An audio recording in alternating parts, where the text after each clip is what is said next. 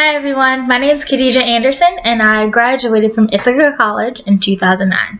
I majored in writing with a feature writing concentration and a minor in sociology. So I just wanted to kind of go through my experience of what led me to teach abroad and where I am today. So there were no jobs during the recession, which hit in about 2008. And then in 2009, I was a senior interning at the Ithaca Times, going to my writing courses, my writing classes, doing all of the things that I need to do to graduate. And I didn't see any writing jobs for me. So, and that's because, first of all, I'm some inexperienced senior getting out of college. I don't know anyone really to hook me up. It's all about knowing those people. I didn't know really that many people, but that's why I decided that I needed number one, stability, and I needed stability and income for myself. And I was like, how am I going to make this happen? How can I make this happen? Like after the summer that I just, work some minimum wage job. And I decided that I was going to go to South Korea. I entered South Korea through this program called EPIC. I don't know if you guys have heard of it, but it's English program in Korea. And it basically sets up a teacher, American, Australian, European, you name it. It sets up that person to go into a public school in Korea. So in this program, you're given an orientation, and you meet all these other foreigners, all these other people from different areas, and that's actually when I started to realize that Facebook was important. So I got back on Facebook and started connecting with other people and learning new things. So I taught in Korea. I think my first year I lived in Gwangju, which is a small province in Jeollanam-do. In the Jeollanam-do province, it's south of Seoul, and it's the sixth largest city in Korea. So I stayed there, met a lot of people, learned a lot of things, experienced culture, which was really important for me, and eye-opening. I don't think that you really get a world view unless you travel somewhere. So unless you travel somewhere and you really experience it for what it is. So I think that when I was in Korea, and I stayed for 2 years, worked with different schools. So first was EPIC, and the second school was the Korean Dual Language Program, KDLP. And that was in a smaller town, actually not even a city, a little town called Gimhae, also in the Jeollanam-do province, but closer to Busan, so it was real southern, Korea. I think some of the rewards is that, I learned a new culture, got more experience, met Korean friends. My father came to visit me both years, which was cool, because he actually hadn't been in Korea for 40 years since he was drafted, so with the army. So I was just like, that's insane. So that was cool, and a very cool experience for both of us. And some of the challenges, I don't really know how to get into how challenging it was, because it's been a while since I've been there, but I have to say that it was definitely an overwhelming experience for at least the first month that I lived there, because first of all, I was vegetarian, and I didn't eat meat at that time, and everything that they served at the school lunches was made of some kind of fish, or had fish in it, or some kind of meat sauce, something with fish. So for me, it was kind of a difficult thing to eat with groups of friends, or eat with my Korean coworkers, because I didn't eat meat at that time, and I was just I literally have to just drain the meat and be like, okay, I don't eat this, so I'll just eat the soup around it.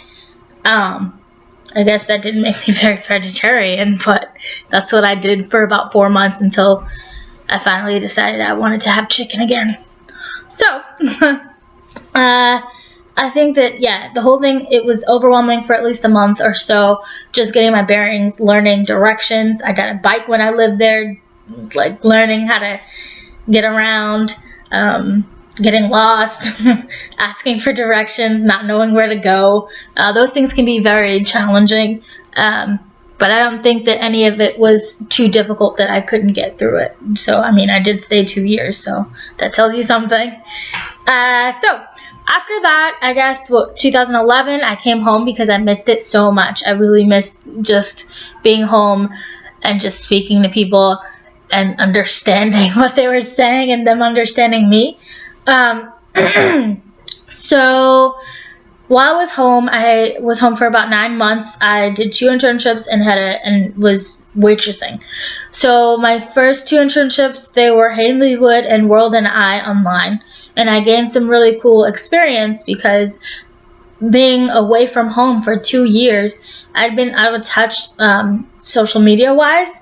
So going to Hanley Wood and learning how to brand myself, market myself, and find my niche was very helpful, because before that I had no idea. So it's kind of going back to my writing roots, blogging more, writing about my experiences in life. Oh, and also while I was in Korea, sorry, I meant to say this before, but I blogged while I was there throughout my whole time. So pictures, talking about my life, being excited about teaching, being excited about getting my blog posts featured on a foreign newsletter, which went out to other foreigners. So that was cool. So basically, I stayed home again for 9 months, and what was it, Hanley Wood? So Hanley Wood was great because I got all the experience, and I actually was published, which was great. I can't remember the publication at the moment. Again, it's been like 5 years. I'm sorry, I don't remember. But I'm sure you can find it somewhere on my blog, the link to the actual PDF link. But I wrote about this Japanese company, and this Japanese company, basically it was a manga, about a manga character, and it was very, very popular, and what they did to gain so much social media attention. I mean, they branded everything: subway cars, milk cartons, magazines, you name it, they branded it. They were like, look at what we have, and look at what we're doing. And it gained a lot of fandom, and it was amazing thing that they did, their campaign. So the second internship that I had was at World and I Online with Charles Kemp, and this opportunity basically had me researching different important historical figures and writing about them, and making sure that writing a 4 or 5 paragraph essay on them, on the history, where they've been, what they've done, why they're important, and then having questions at the end, because this was an education website for children 8 to 12. So I was able to do essays on so many people, especially King Sejong. That was a fun one, because I went to Korea, so I was like, this is interesting. So after that, I kept looking for jobs, but I still couldn't find anything. It was kind of what happened in 2009, the same thing repeated. There was still no writing jobs. So I decided, I still need stability, I still need income. I'm gonna go again, and this time I landed in Beijing, China, from 2012 to 2013. Some amazing rewards included going to Tiananmen Square, and especially going with my dad, which was really cool. I took a couple of photos of him and I posted them on Facebook, and the whole time he's like on his phone in this like really cool historical place. He's on his phone, and like so much more technologically advanced than I am. So that was really cool. And also the food in China, OMG, the food is so good. There's nothing like authentic Chinese food. Like, I mean, you go to, you know, the Panda Express or the mall, have the mall food, and you go to the Chinese place, it's not the same as a real Chinese food. So I'd definitely say that was a huge reward while I was living there. Some challenges, I think, mostly included the culture. It was different from what I was used to, like living in Korea versus China. It's completely different. And the pollution, it was really bad. So believe everything that you read about that. But I definitely think that my experiences have shaped me into who I am. Oh my gosh, it's 10 minutes already. So, after I came home, I basically, I came home in 2013, still didn't have a job, but found a temp agency in 2014, which allowed me to find my job in real estate. So I became a valuation assistant, and I got into doing the real estate thing, but I didn't want to become an appraiser, so I decided to find another job somewhere.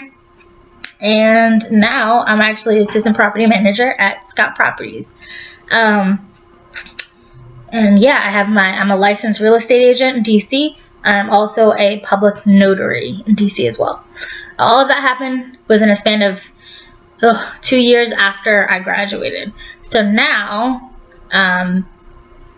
that's where I am today. Thank you so much, you guys, for listening to me babble on and on and on. But if you have any specific questions about teaching abroad, challenges, specific experiences, specific questions about it, like, feel free to email me. Professor Adams has my email address, and she'll be happy to, you know, pass it along. I don't mind if you have 1,000 questions. It's okay. I'll answer them. So, go Bombers, and enjoy the rest of your year. Bye.